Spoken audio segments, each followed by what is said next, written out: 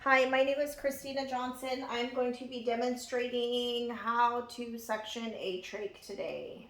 First things first, I'm going to introduce myself to the patient, and I'm going to provide, do some hand hygiene and wash my hands, sanitize my hands. I like to wash my hands, but I'm not going to go to my sink and wash right now. Anyway, I will hand hygiene, introduce myself to the patient, and explain the procedure to them, whether they're alert and oriented, whether they are non-responsive. You still want to explain what you're doing to them. It's a dignity thing.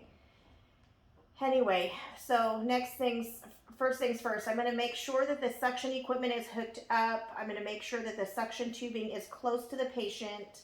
I am going to make sure the oxygen is flowing. If the patient is wearing oxygen, you want to make sure you hyperoxygenate the patient. You actually should probably hyperoxygenate the patient regardless, because they're going to be without oxygen for a few seconds and it could be very uncomfortable for them. So you check I'm going to put gloves on to make sure you check your suction, make sure suction is working before you start the whole process. If the suction is not working, then you need to make sure you get a suction machine that is working. I work in a hospital, so we have the wall suction units that are available. If I have problems with it, I'll move a patient to a different room, and then have maintenance come and look at the suction issue. Anyway, for this purpose, I'm going to go ahead and check to make sure the suction is working. I'm going to go ahead and put oxygen on the patient. This is not going to stay on my little bottle, so I have oxygen on the patient right now. I want to put on a face shield or goggles, a face shield preferably for me, because I've actually done trach suctioning. A patient coughed and it ended up in my face, and that was not a pleasant experience. Usually I will put on a gown, gloves, and a face mask, or a face shield. Anyway, I have some sterile water. I have my suction kit. I've got some gloves here. I'm going to go ahead and open this with clean gloves on, because I don't like to, I just have a bad habit. I like to wear gloves with everything. So I'm going to go ahead and open this away from me. And I'm going to put it kind of a little closer to the table, because this is what I have to work with. Normally my table would be lengthwise. You have a little more room to work that way. I'm going to go ahead and take this with clean gloves off of here, only touching the outside of this, opening it up and placing it here. With clean gloves on, I'm going to go ahead and unscrew my cap, but I'm not going to pour the water yet. So my cap is unscrewed, it's ready to go, but I'm going to keep the lid on there so I can use that to pour my saline into my cup. At this point, I'm going to go ahead and take my gloves off and throw them away. I'm going to go ahead and sanitize my hands, and I'm going to go ahead and get my gloves here.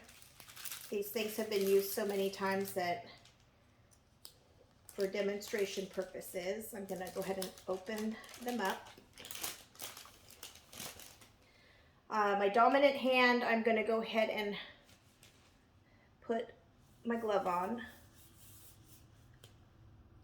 My non-dominant hand, I'm going to go ahead and put my glove on.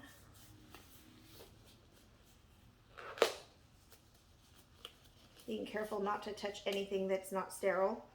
At this point, I am going to go ahead and get my saline. This hand is now going to be somewhat, well, it's going to be dirty because I'm going to touch my saline. I'm going to pour my saline into my cup.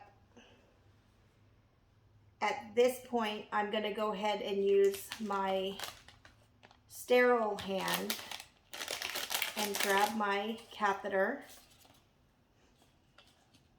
It is already in a nice little loop here. So I'm going to go ahead and grab it, and I'm going to use this, my non-dominant hand to my dominant hand, and I'm going to connect, keeping this hand sterile. My glasses are falling off my face, sorry.